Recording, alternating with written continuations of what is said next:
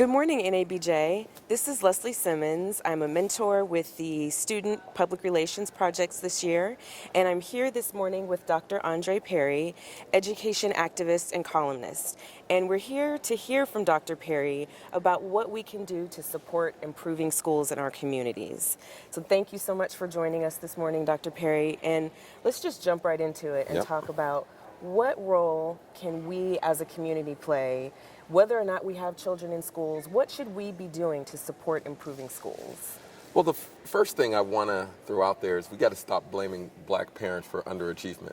All the conversation always goes back to it's all, and it starts with the parents, and it's all on the parents. But really, we have got to put more responsibility on schools themselves, curriculums, teachers.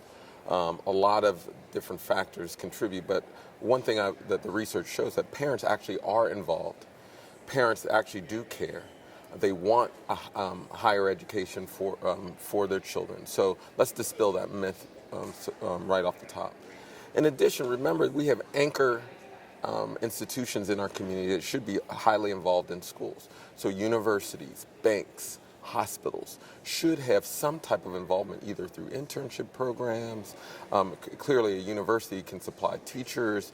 They can use their faculty to help teach children. They can provide scholarships to local schools. So those anchor institutions also have to play a role. And then in addition, you know that budgets are just wearing thin. So we always got to learn how to cross-pollinate between institutions to help ease some of the burden of that schools are facing, but we also just got to advocate for equitable funding for schools as well. Okay, so there's clearly a lot that the whole community can do. So we know that black parents are engaged and they obviously want the best for their children in every space, including education. So what are some specific steps that parents should be taking to support and engage in improving their schools? Well, we always got to remember with schools, particularly Title I schools, those that have a certain level of poverty, they're required for it to have parental involvement. So in their governance structures, in their decision-making processes. So a parent should go to a school and say, how can I get involved? There is room for me. Okay. And so that certainly. But also remember some of the basics. For early kids, read to your children as often as possible. Sing to them. The more words they hear, the better. Make sure they get out and play a lot. Yeah. The other, for the older kids, make sure that you utilize all the institutions you're afforded, museums, libraries, go on trips, have reading contests with your child, share books together, read chapters, talk to them about it, always communicate with your child about schools and your teachers, all that stuff. So reviewing report cards is also one of the basic things. So there are lots of simple things parents can do to stay engaged and have a healthy a relationship with their school and with their students. So it doesn't have to be a huge undertaking. Just adding a little bit to what you're doing every day can really make a big difference, it sounds like? Absolutely. Some of the best parental involvement is just getting your kid on the bus, because we can't take that for granted. So some of the little things, the basic things, but always remember that you have a stake in this, and you can participate in the political policy level, but also you should participate in the educational process of your child. Great. So we're here at the National Association of Black Journalists Convention. So tell me, what can black reporters and the black press do to support improving education? Well, in this highly polarizing world of education, you got reformers, you have traditionalists. It can get a little toxic in terms of and the marketing research that is out there can really skew the facts. So for reporters, you really have to anchor yourself in good data. Okay.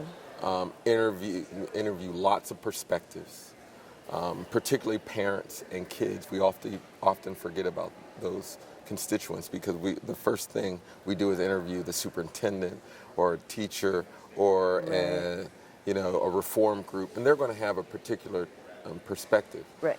But you got to make sure you anchor yourself in good data I tend to like to go to a professor or someone at the university to give sort of a balanced perspective. But even then, university professors have a perspective. So a reporter has to be able to find those people and resources that they can give them real good information, so that they can navigate that treacherous terrain Right. of education. But it's very difficult. Okay. And also, if I can mention this, learn the field. You know, Yeah. it's not just about talking to people and getting the big questions out there. It's really about understanding the field itself, and it is a very complicated field. So you got to take that time to put in the work. Sure.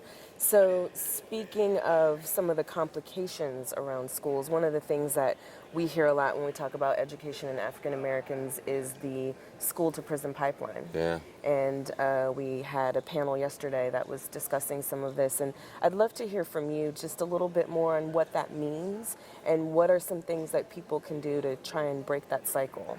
You know, one of the perils of the no tolerance policies in policing that has trickled down into education is no tolerance policies in schools.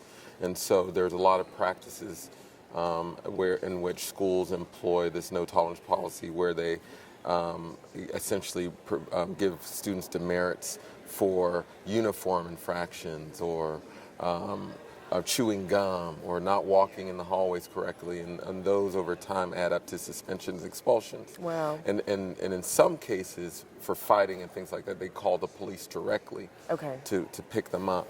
And all this has led to a disproportionate number of African Americans who are suspended, expelled, and incarcerated.